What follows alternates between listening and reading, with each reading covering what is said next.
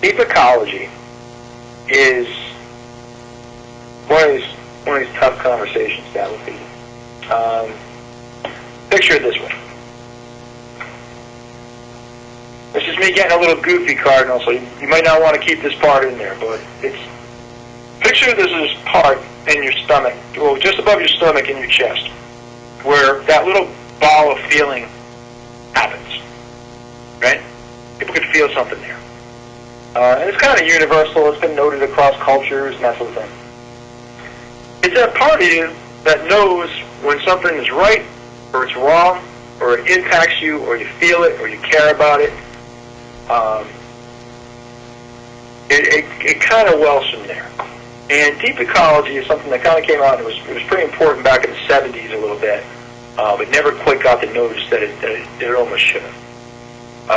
It was, people sitting around campfires, and it's funny that you guys are called the Campfire Network, and it's actually one of the warm things I liked about you before you started this business, that you had that campfire. It's sitting around campfires and talking through environmental issues as though they were moral issues. And I'm a big believer in this. So I think that environmental issues are moral issues. And when you make recommendations to clients, if you lose sight of this, you're going pretty far out into the wrong space. Okay? There's this kind of common thing out there called best available technology, or BAT, that people use, and it's kind of a common term in some manufacturing businesses to use the best available technology for what you're trying to do. Use the right tool for the job is usually another way to say it. But we've coined this term in terms of deep ecology called best available morality. If you're making a recommendation to a business, be it a business that you work in or a business that you're working with,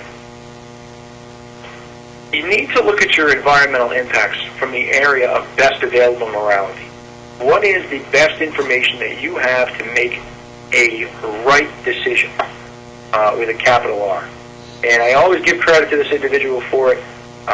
He's about as far right on the spectrum as you can get. General Norman Schwarzkopf.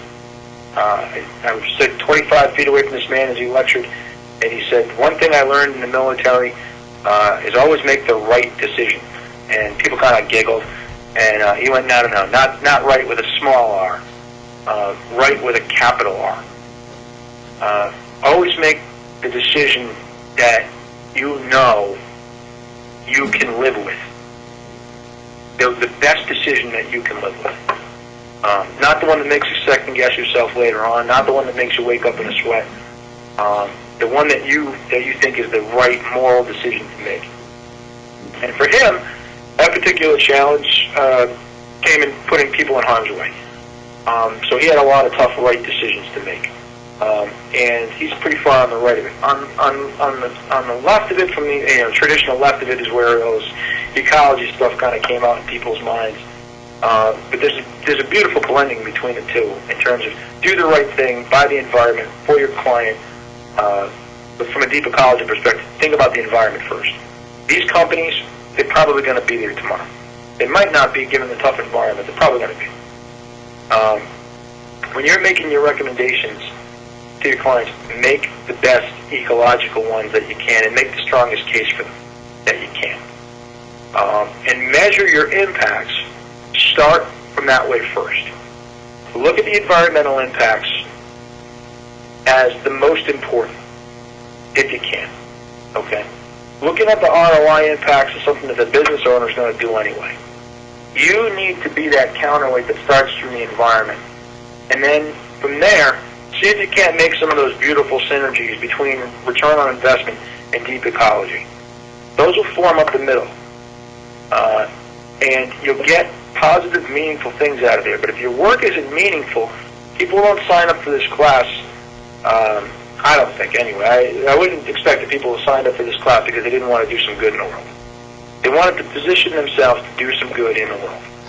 Start from that deep ecology perspective. Start from that best available morality perspective. and it won't serve you wrong. Give you a quick example.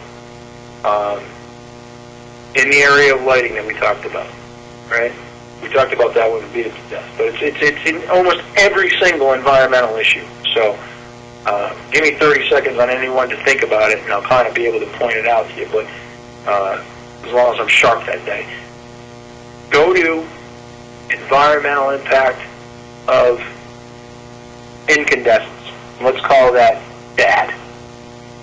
And you got CFLs, much more energy efficient than incandescence. So good, right?